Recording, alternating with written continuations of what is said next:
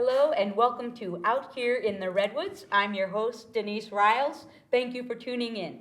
We have a very special show for you today. Let's sit back, get a little relaxed, light up some candles, grab yourself some wine, because today, ladies and gentlemen, we're getting a little bluesy. We're going to hear the bum ba da ba da ba da ba ba ba. Ladies and gentlemen, Mr. Buddy Reed. Nice to have you. Very nice to be here. Thanks so much for having me. I do not know you, but I know your name.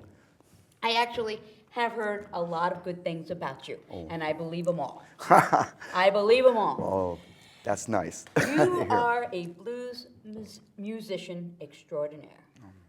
Now, I've got 50 years in, so I better be saying something by now. 50 years. Now, of everything that you could have been and are, what was it that said, honey, I'm going to be a blues musician? Oh, yeah. Yeah, my parents were real thrilled about that. I bet. Well, Did you get up one morning and go, hey? no, I come from a musical background. My granddad was old-time hold-down fiddler. All my people came out during the 30s from Texas and Oklahoma, and my older cousins picked and sang guitars, and so I was always around it.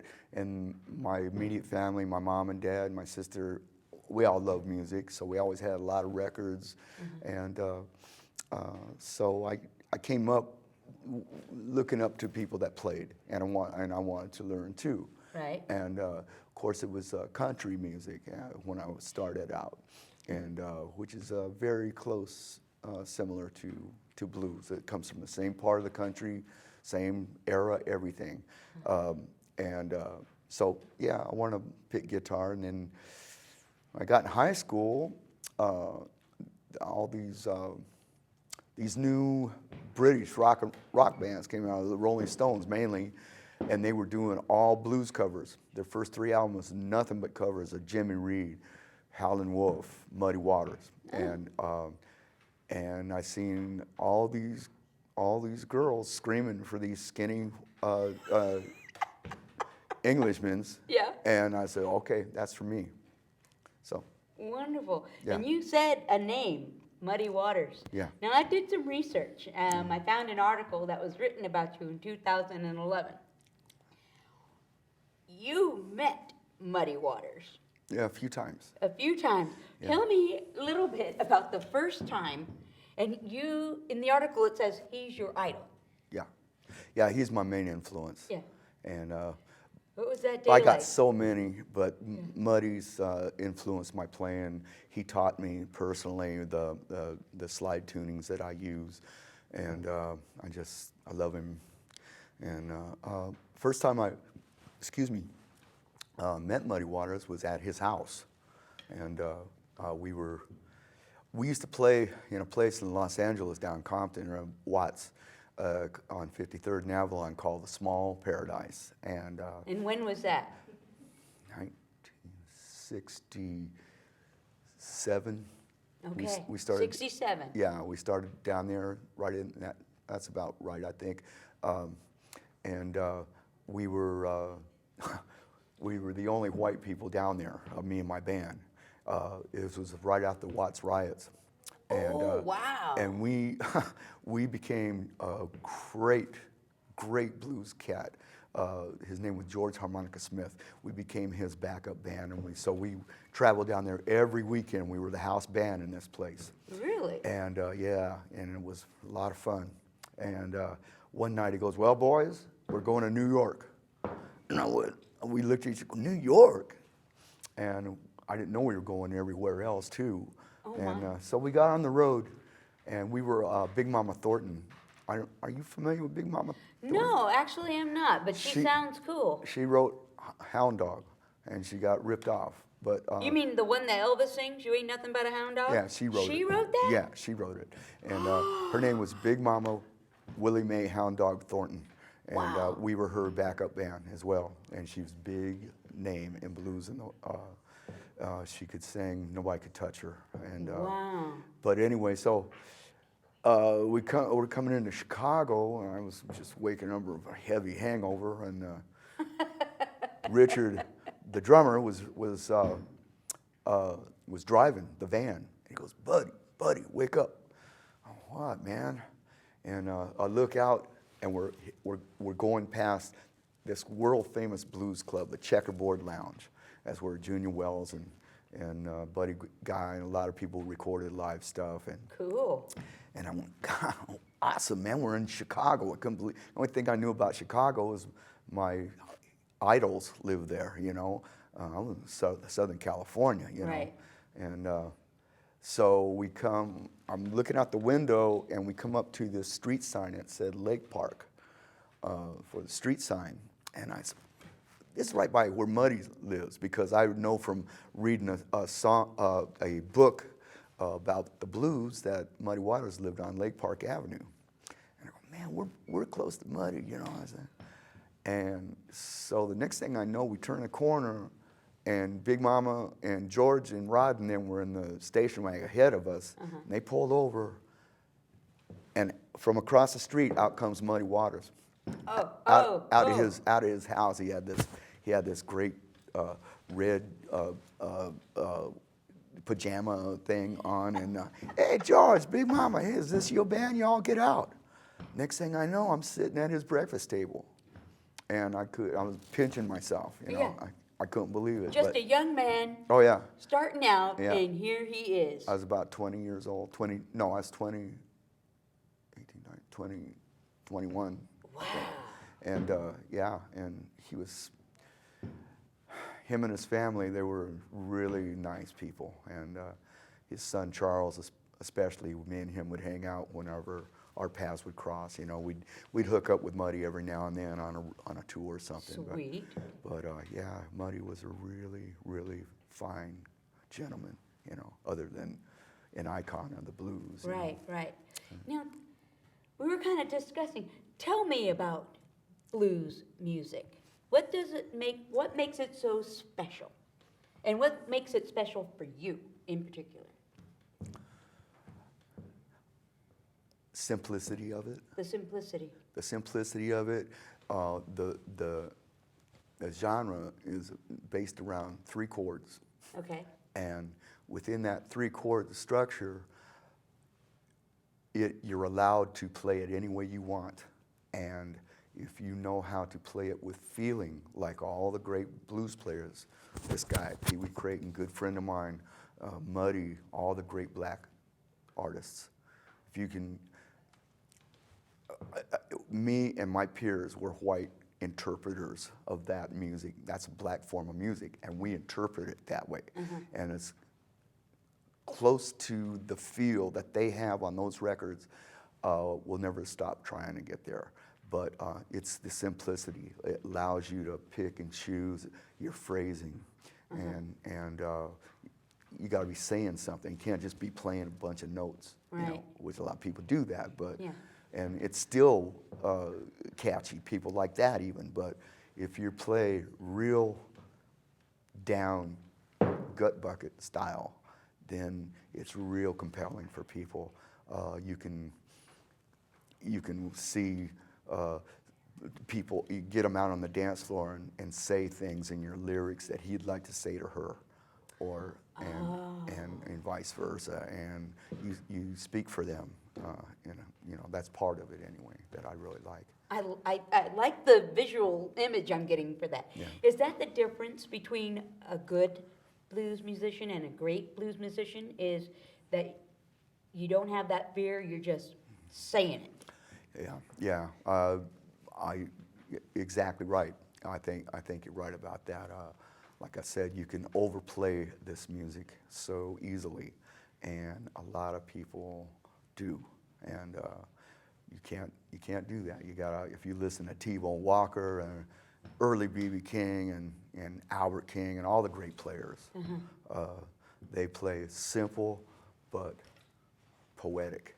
It's got to be poetic. It's got to say something that reaches inside, you know. And it's the blues, you know, people think, well, he's down and got the blues. He's depressed, you know, and which is true. But when you play it, when you go out to listen to it and you play it in a band, it's an exorcism of blues, of feeling bad. Yeah.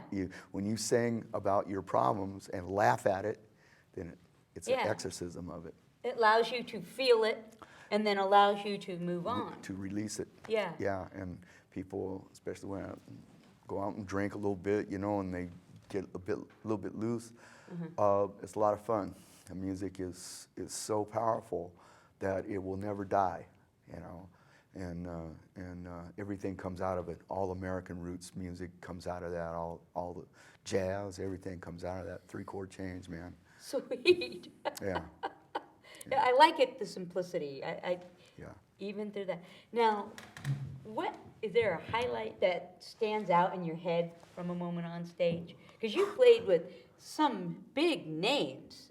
Oh yeah. One of them, Little Richard, ladies and gentlemen. Yeah, I was in Richard's band for about a year in '74.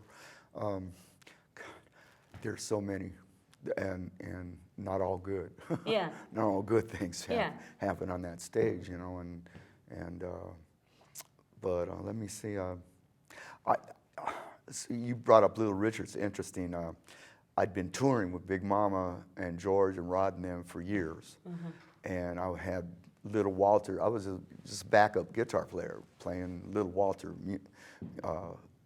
songs, and I was pretty tired of it, you know, because I had something to say myself, you know, and I was playing before I ever met them, and playing blues and trying to anyway. And so anyway, we're on the road, and we were doing a show with Johnny Otis and them, and then the next place was Albuquerque, New Mexico, and we hooked up with Little Richard's band. I couldn't believe we opened up for him, because I idolized Little Richard. Oh yeah, his records he sold 18 million records every time he'd come out. Get Good Golly Miss Molly and all that, man.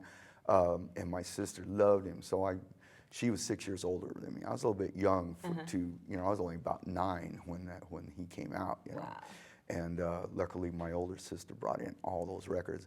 Anyway, so I idolized Little Richard, and but we're playing our set, and I looked over, and Little Richard's standing there in the wings with his brother, Peyton, and watching me.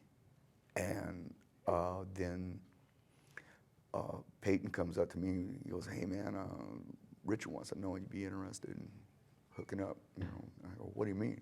You want to hire me as a guitar player? So wants to take more of a bluesy direction right now." So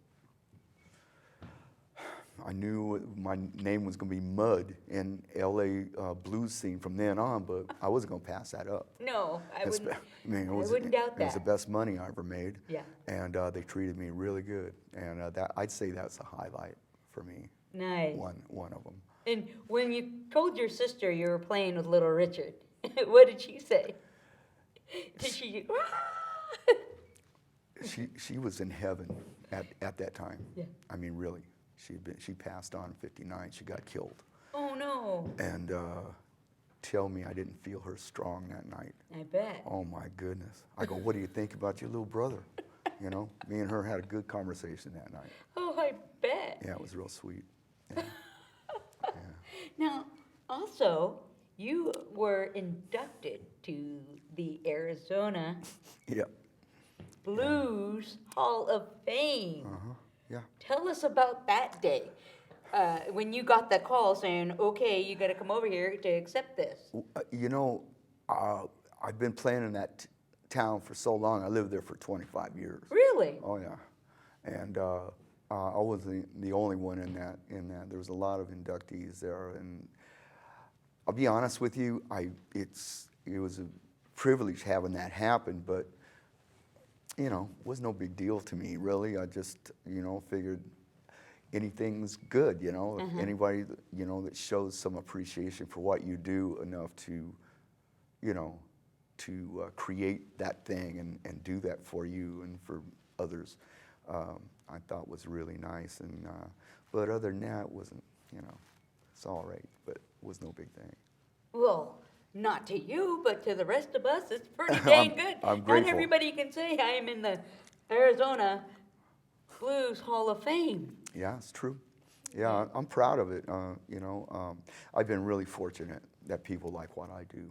You know, I've just, you know, I don't question it anymore. I used to, what is it that's so good about that? I wasn't that good at a set, Right. you know, but I stopped doing that, and I just accept it, and I'm really grateful. that You've been people- doing it 50 years. Yeah, It's about time. yeah, yeah. But what keeps you going with this? Well, What gets you up to play the blues every morning? I don't have anything to fall back on. It's all I've done my whole life. And so it's more than just playing in a band. It's my whole identity, everything. You know, so you know, it's just what I am. You know, it's just there. I get up every day and I know that, hey, I'm gonna be doing a gig Tuesday, or hey, I'm playing Friday there, and Saturday, you know, and we got the same gig we've been playing for 4.5 years at the Speakeasy every Saturday. Oh, at the Speakeasy. Mm-hmm. Guys, every Saturday, get to there. Yes, yeah, Speakeasy. we have a good time there, and we have some really cute dancers that come out and dance for us. And, Nice. And it's really nice. Yeah, but I stay on that blues bandwagon because I don't have any, you know, nothing else I want to do, you know. And You're doing what you want. yes, yeah. It's not a living though. It's pretty rough, you know, in that respect. But I'm real grateful to be able to do it, you know, still. Very cool. Now, how has the music scene changed for you in 50 years? Not much, you know. This music it's got wider acceptance now than it's ever had. Really? Yeah, when I was coming up, man, we had to even lie about the kind of music we played to get a gig because people didn't know what the heck you're talking about when you say, I play blues. They pictured Billie Holiday or something like that, you know. I don't, you know, they weren't picturing the roots of rock and roll style, you know what I'm saying? They didn't know what blues was. So we'd have to lie and oh yeah, we can play some country stuff and whatnot, just to get our foot in the door and hope that people liked us enough to go, okay, and they'll keep us on, you know, the people that own the place. But blues to me is something that will never change. And that's a big factor why I decided to be that, want to try to be that anyway, you know, be a blues player, was because it'll always be there, you know. And it's funny, there's, back when the Blues Brothers movie came out, Oh, yes. it broke it wide open. It's worldwide now. And I mean, there was actual blues icons in that movie that they had, and it really educated a lot of people to the genre, you know. And now it's way accepted. A lot of people know who Muddy Waters is now. When I was a kid coming up, nobody knew who he was. It was a subculture, you know. And but 50s rock and roll is heavily blues influenced, and so I have a combination of that and the blues stuff that I play. I play blues with a kind of a 50s rock and roll feel. You know? Kind of like Buddy Holly. That'll be the day. Oh yeah. That kind of thing. Yeah, but this is Buddy Reed. Yeah. I do Buddy Reed. It's my own style. It's evolving all the time, but it's what I tell people is I play Purdue style of blues. So Cool. that's where I'm from down there, and that's my influences and my background and stuff down there. So yeah, it's a Purdue style music, and it's rough around the edges. It's pretty raw, but you know, people like it. I'm grateful. Yeah. Well, we are too, and we're glad to have you here. But how Thank did you you so get much. to Humboldt County? After all these places, how did you land here? That's a good question. I didn't even know this place existed. Really? I'd heard of Eureka, you know, but I didn't know where it was. I thought is that in Washington, or, you know? And an old partner of mine, we used to road dog together and played, you know, blues and folky type stuff. His name is Don Hall, fine banjo player and balladeer, beautiful bass register voice, and man, we used to tear it up, me and him, and we had two other guys with us, Jerry Smith on bass and Ronnie Belinda, little gypsy dude, man, on the other guitar. And so we road dogged for quite a while. And then our paths separated, and I went down to Phoenix and started a scene there. Sounds like a long distance call. No, they shouldn't call me here. That's Zsa Zsa Gabor, by the way. I could Buddy calling. I recognize that ring. And so anyway, I don't know if I called him up one time. He goes, "Man, I live in Weaverville." I go, "Weaverville? Where's that?" He goes, "That's up in the Trinity Mountains." And he goes, "Man, why don't you come up here?" I said, "Okay." So I did, and I landed at his place up there and stayed for about 9 months.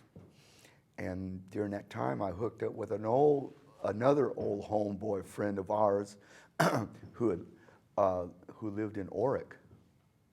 And same deal. He goes, "Man, come on down and stay here." You know, so okay. And I landed in Oric, and that's when it started. That's how I was like. Oric of all places. Yeah, and I couldn't believe where I had landed. I couldn't believe it. Still can't.